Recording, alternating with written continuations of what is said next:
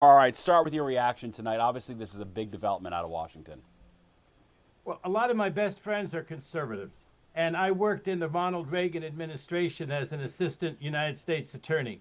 But I don't think this is turnabout is fair play. It seems to me that in America, we don't have the president designate a political enemy and say, go indict them. And he said it in writing, he said it repeatedly, Trump did.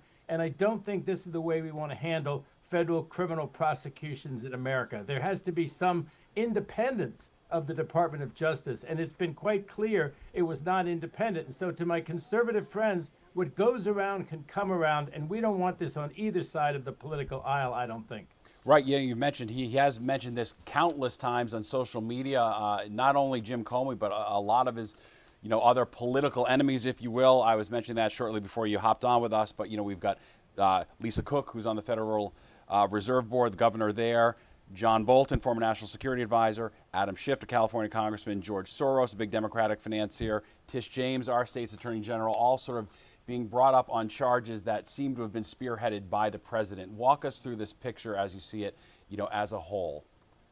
Well, I mean this sincerely. I'm a former assistant U.S. attorney. I'm a federal criminal defense attorney right now, and I've tried to follow these cases closely as a commentator. And I just don't think there's a there in a lot of these cases. Three of them are the mortgage fraud cases. This is the person who says, I have two principal residents so they can cheat a bank and get a lower interest rate. I don't think they have that in any of those three cases. When you come around to Bolton's place was searched. I don't know what was found in the search warrant, but from what I've heard so far, maybe he had some classified documents, which of course is the same thing that Trump had. I mean, in terms of us having classified documents that are marked and that you're hiding in your house, Trump, it seems to me, did that a lot more than Bolton did. So I don't see the case against Bolton, certainly not by the Trump Mar-a-Lago standard. And who was the other? Oh, Soros. They've been after Soros forever. Soros makes political contributions. You can say that these deputy DAs and DAs that he supported are, quote, pro-crime. That's what we have politics about. We don't have federal prosecution over whether somebody is supposedly pro-crime or pro-law and order. So I think, a lot of Trump's agenda, I think, is getting diluted and lost to the public over what look like vendettas. And let's talk about the timing of this, because the statute of limitations on this particular crime he's being charged with was about to expire at the end of the month, correct? Yes, he had about 2 or 3 days left to go. And of course, he made it plain that he wanted the indictment. Trump did, and he wanted it now. How do I know that? Because he said, I want the indictment now. You guys are wasting time. And he fired his own picked for a U.S. attorney down there in the Eastern District of Virginia. And it's become very clear from the reporting that that's because Trump's a U.S. attorney would not go on this case. He just thought, like I do, that there was no there. So he fired him, and he brought in a person who'd never been a prosecutor and said, here's your job as acting U.S. attorney. Indict this political enemy I want indicted. And that's not a road we want to go down in America, any political stripe. None of us want to go down this road if we think about it. Right. Let's talk about, what happens next from here. We do have a shot, if we can pull that up, outside of Comey's home. We've got a camera set up outside there. Is he going to be taken into custody? How does this work when you're dealing with a former head of the FBI? He's so obviously not a flight risk and not a danger to anyone. I can't believe that they would have the gall to go out and try to arrest him. So normally he'll get a summons to appear in court, kind of like you get in a civil case. He'll have a summons to appear in court. He'll appear in about a week and a half in court. He'll have the best lawyers he can find. I mean, what an honor to represent him, but at the same time, what a pay, he'll have to pay for it. He'll have to spend a lot of money on lawyers. And then I think he'll make a motion to whatever federal district judge gets his case. His lawyers will make a motion to dismiss for selective prosecution, that he was singled out, not in the normal course of things, but because of his political animosity with the president. I think 50-50, depending on the judge and the particular law in that circuit. 50-50, it'll get tossed out based on selective prosecution, and I think about 50% it won't, and he'll go to trial and be acquitted by a jury of his peers. You referenced the Eastern District of Virginia, where, within the past couple of weeks we saw, right, his hand-selected prosecutor, he either fired or forced them to step down because they wouldn't bring charges against Tish James on the mortgage fraud charges. He then put one of his personal attorneys in that role. What are your thoughts tonight if you're Tish James, you see this happen, you're those people who are on the list of known President Trump political enemies?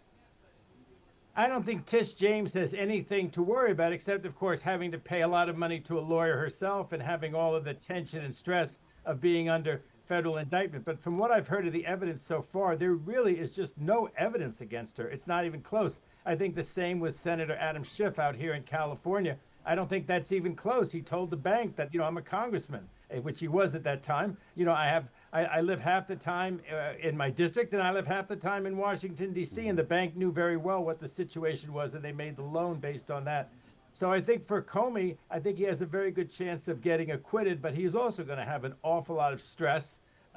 And it doesn't enhance your reputation to be indicted. Trump said a funny thing when he was indicted ultimately 4 places, including 2 federal jurisdictions. He said, it's only making me more popular. And he had a gift. He had a unique gift. But the average person, including the average former FBI director, does not want to be indicted. It's humiliating.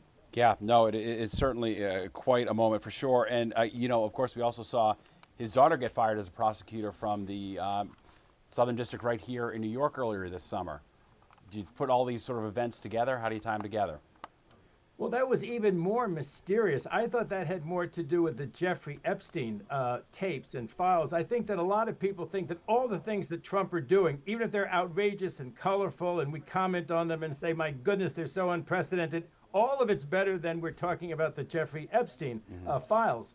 But I think that Comey's daughter had something to do with the Epstein files, with sending the Deputy Attorney General, Trump's former personal attorney, Todd Blanche, sending him down there to do that also unprecedented interview, or whatever that was, with Ghislaine Maxwell, and then transferring her to that, country club prison camp that she got transferred to, although sex offenders normally aren't sent to camps like that. So I think since if they'd have kept Maureen Comey in the government, she was so obviously the person to interview Ghislaine Maxwell, having handled the case, they would have just lost face sending Todd Blanche. So I think they needed to fire her. I think that one did not have to do with her dad being Comey. He had his own axe to grind with the daughter Comey. I think Trump did. And before I let you go, I know you do have a heart out here, but it is interesting because if you go all the way back to 2016, there were a lot of people who credited James Comey with helping Trump win that first election by reopening the Anthony Weiner laptop investigation.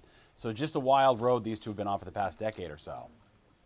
Actually, I have a few more minutes. Don't worry about that. Okay, if you have great. more questions. But the thing, there are probably 2 people who really are the reason that Hillary Clinton was never the president of the United States. One was named Vladimir Putin, and one was named James Comey. But, Trump's gratitude didn't last very long with Comey because Trump had his own agenda that he wanted Comey to follow. And from Trump's point of view, Comey got involved in the investigation of the Russian conspiracy, the so-called collusion, and, that went back and forth. I'm not going to relitigate that here, but Trump wants to relitigate it, and he is still furious at Comey.